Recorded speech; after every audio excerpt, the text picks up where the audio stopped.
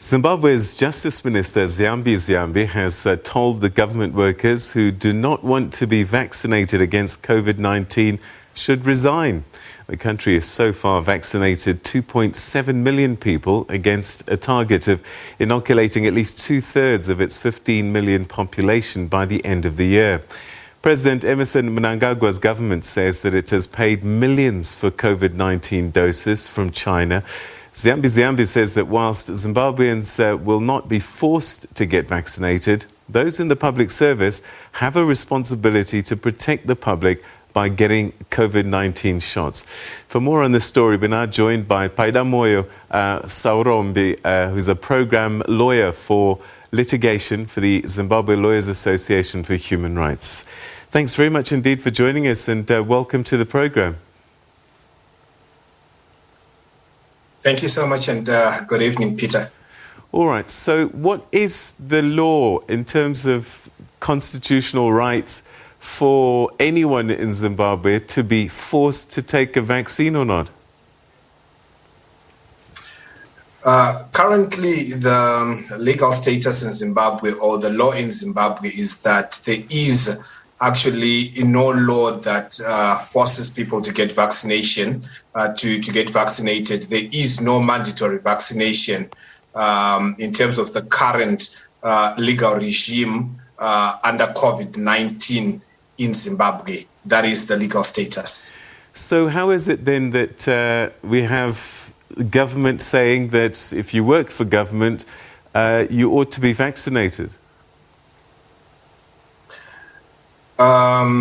It is a difficult one, Peter, because we do not have any provisions in any of our laws, be it the statutory instruments or acts of parliament, or even under the constitution, that says a person is forced to be vaccinated. So by government simply making that pronouncement, it is a pronouncement currently being made out of law, unless if government then gazettes a law in terms of the public health emergency provisions of the constitution. And such provisions will then, of course, have to undergo testing in our courts by the judiciary if such testings can actually be sustained in the constitution. But perhaps as you might need to know that in terms of our constitution, we do have provisions where when rights are limited, they need to be limited in terms of specific provisions of the constitution.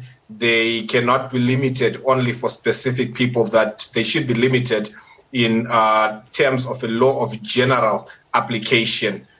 Meaning that it has to apply to everybody in Zimbabwe, and it's not a law that should be targeted for specific people or for a particular group of people. How is it that the American government seems to be getting away with this? There are some federal instructions that are coming through that if you work in public offices, you must wear masks and that kind of thing. Why are they able to get away with that? And Zimbabwe, is it just the legislation? What could be the difference? The difference really, Peter, is that when you look at Zimbabwe, when you look at when we first had COVID-19 in our shores, we have always been regulated in terms of the law. So you then have to look in terms of the American systems, how they also pronounce their regulations. Some of the things that are being pronounced in America, especially when you look at the issue of masks in public institutions or in government offices in America, that was issued in terms of an executive order, which is quite legal in America. But to do that in Zimbabwe, to simply issue an instruction without it being provided for by the law, will actually be unconstitutional in terms of our constitution. Hence, it has to be provided for in a piece of legislation, be it a statutory instrument or an act of parliament. So that will then be the difference between Zimbabwe and America. All right, so if a government employee refuses to be vaccinated, what recourse will that person have then? I guess he'd have to take it to the courts, who some might say have been sympathetic towards government more often than not. Of course, if government is going to insist, and if they are going to force people to resign, people will have to resort to legal remedies, which will, of course, be approaching the judiciary. You might have noted, Peter, that currently we do have a case that is before our courts that has been brought in by the Congress of Zimbabwe Trade Unions, which have taken government and several companies and public institutions to court, where they're actually challenging the directives that have been issued out in several institutions and in several companies regarding mandatory vaccinations, where people have been given no option but to vaccinate or do not come to work. So it's a case that is before the courts.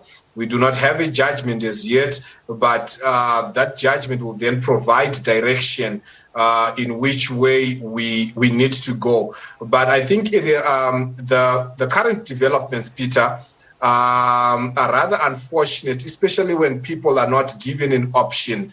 Vaccination is not the only available route that government can actually use to say vaccinate or do not come to work.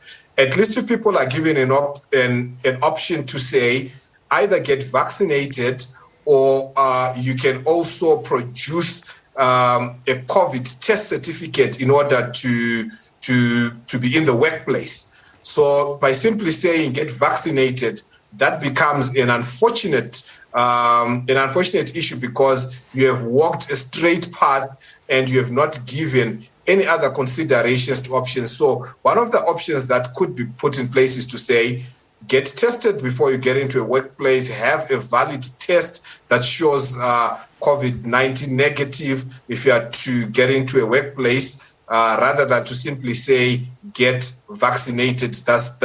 That's the only way. So I think other avenues need also to be explored. Do you have a sense of how people feel about the vaccines? Is there some hesitancy? Are there some people who are already saying we don't want to be forced if we work for government? Or is there a feeling towards getting vaccinated anyway?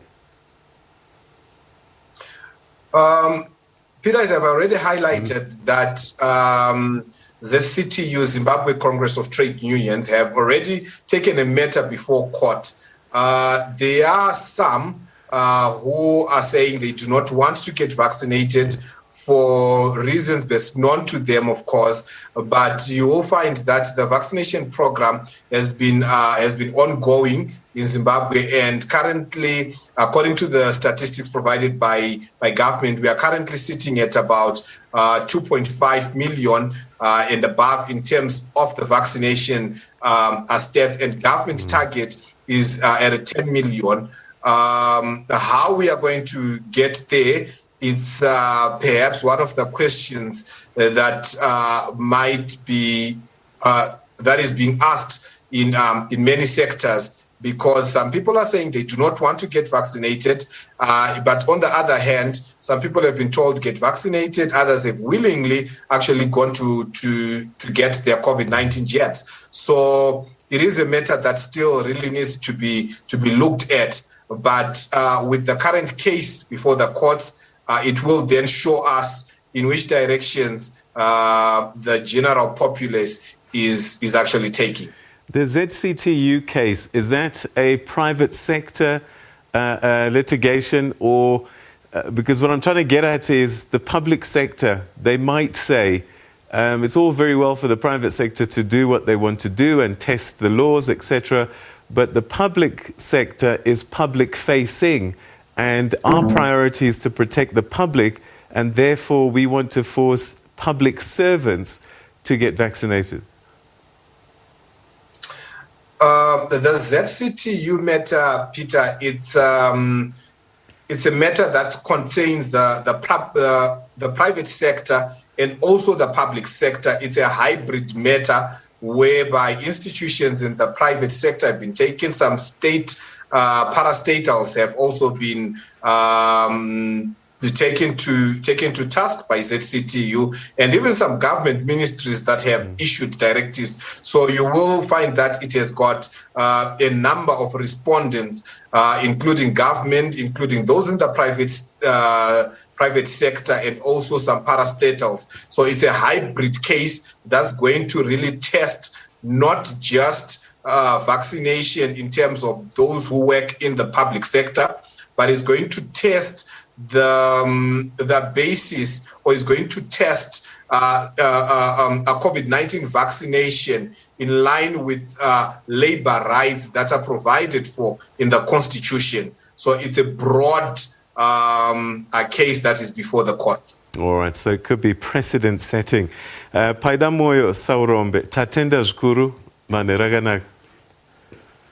Tatenda Peter, murare zvakanaka. Thank you so Thank much. You. That's Paidamoyo Saurombe, who's a program lawyer for Litigation, Zimbabwe Lawyers Association for Human Rights, talking about a government's intention to force all public servants to get vaccinated or resign. And there's a case before the courts at the moment that's testing that could set a precedent in terms of a way forward.